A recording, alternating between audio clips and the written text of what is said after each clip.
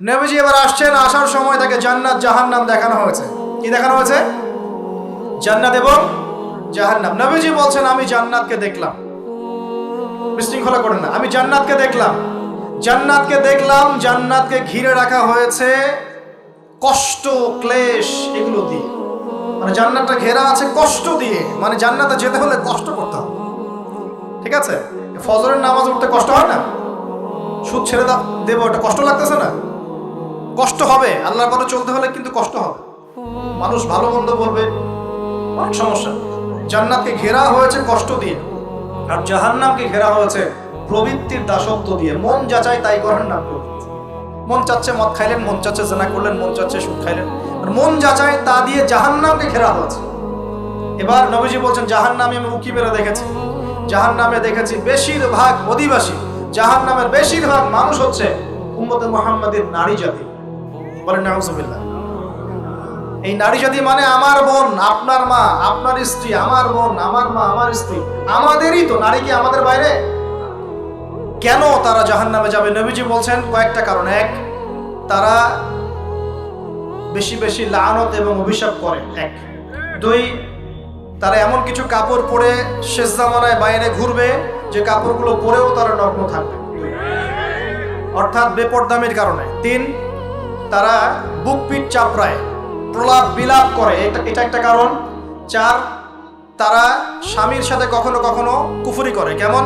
স্বামী সারা জীবন যদি তাদের ভরণ পোষণ ভালোবাসা দিয়ে যায়, কোনো একদিন যদি কোনো সমস্যা সৃষ্টি হয়, বলবে যে সারা জীবন তোমার কাছে কিছুই পাইলাম। এই সব কিছুর ঊর্ধ্বে একটা কারণ আছে, এই সব কিছুর ঊর্ধ্বে একটা কারণ আছে। সেটা হলো, শোনেন, তাদের উদ্ধত মস্তকটা আল্লাহ পাকের বিধানের সামনে সহজে অবনত হতে পারে না, চায় না। এগুলো কিন্তু সব মেয়েদের জন্য নয়, উম্মতে মুহাম্মাদির একটা অংশের মেয়েদের জন্য আল্লাহর নবী এইসব কথা বলেছেন। আবার এমনও মেয়ে আছে, শোনেন, ঈমান আমল টিকে রাখার জন্য না খেয়ে থাকতেও রাজি আছে। এমনও মেয়ে আছে, এমনও বহু দিনী মন দিনী মেয়ে আছে আমাদের সমাজে, যারা ঈমান আমল ধরে রাখতে চায়, পরিবার তাকে রাখতে দেয়। ফেরাউনের ঘরে থেকেও একজন মেয়ে জান্নাতে গিয়েছে, গেছে কি না?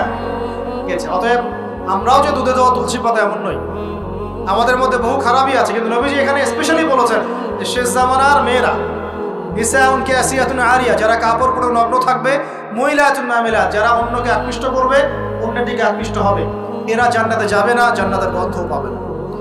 নবীজি বলেছেন আমি জাহান্নামে দেখেছি বেশিরভাগ নারী জাতি। এখানে আমার মা, আমার বোন, আপনার মা, আপনার বোনের সতর্ক হওয়ার কি হেদায়েত আছে কি নাই? আর এই মেয়েদেরকে চালাই কি আমরা না অন্য কেউ? আমরাই তো আমাদের পরিবারকে চালাই কি না? আমরাই তো খাওয়াই পড়ে নাকি? তাহলে আমাদের পরিবারের বোনেরা কি পর্দা করতে পারবে না? প্রতিষ্ঠা করতে পারবেন না? পরিবারের আমাদের মায়েরা, বোনেরা, স্ত্রীরা পর্দা করবে না? এই দায়িত্ব আমাদের না? পরিবারের কর্তা আমরা নই? আল্লাহ কি আমাদেরকে জিজ্ঞাসা করবেন না? অতএব আমরাও যেন সতর্ক হয়ে যাই, আল্লাহ পাক তৌফিক দান। এই জন্য বলি, বিয়ে করতে হলে আগে দিনদারিতা দেখবেন, তারপর বিয়ে করবেন। দুনিয়াদারিতা দেখে বিয়ে করলে পরে পস্তাবে। ছেলে মেয়ের উভয়ের প্রতি একই নসিহত, বিয়ে করতে যদি হয়, বিয়ে যদি করতেই হয়, তাহলে দিনদারিতা দেখে বিয়ে করুন। তারপর দেখবেন যে মেয়ের বংশ কেমন, সৌন্দর্য কেমন, এই সেই পরে দেখবেন। আগে দেখবেন দিনদারিতা ঠিক আছে কিনা। ছেলের ক্ষেত্রে একই বিধান, আগে দেখতে চান না কত বড় চাকরি করে, কত প্রপার্টিজ আছে, কত বড় বাড়ি, এগুলো পরে দেখবেন। আগে দেখবেন ছেলে নামাজ পড়ে কিনা, ছেলের মধ্যে সুন্নত আছে কিনা, এইগুলো আগে দেখবেন। এই বিয়ে নিয়ে প্রচুর জাহিলিয়াত সমাজে আছে, এই কারণেই পরিবারগুলো এখন ভেঙে যাচ্ছে। আল্লাহ পাক আমাদেরকে সুন্নাহ মেনে চলার তৌফিক দান করুন, বলি আমিন। নবীজি এখানে বলেছেন আমি জাহান্নামে দেখেছি বেশিরভাগ অধিবাসী নারী জাতি। আমাদের বোনদেরকে রিকোয়েস্ট করবো, সতর্ক হয়ে যান, আল্লাহর ওয়াস্তে সতর্ক হয়ে যান। কেন? শোনেন, কেন নবীজি বললেন, এই পয়েন্টটা একটু ভালো করে বোঝেন।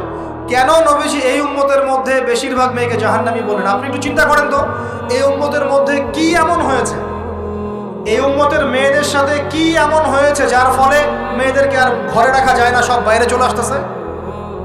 কি হয়েছে এই উম্মতের মেয়েদের সাথে? এই প্রবলেম তো আগে 200-500 বছর আগে ছিল না। 500 বছর আগে আপনি কি কোনো মেয়েকে দেখেছেন আমাদের মেয়েদের মতো বেপর্দায় সারা রাস্তাঘাট, গ্রামগঞ্জ, একদম অফিস আদালত, বাজার ঘাট সব ঘুরে বেড়াচ্ছে?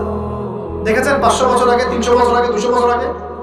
লাস্ট সমসাময়িক সময়ে কি এমন হলো যে মেয়েদেরকে আর ঘরে রাখা যায় না? আমি একটা শব্দ বলে দিই, বাসায় গিয়ে রিসার্চ করবেন, সব বলে দিব না।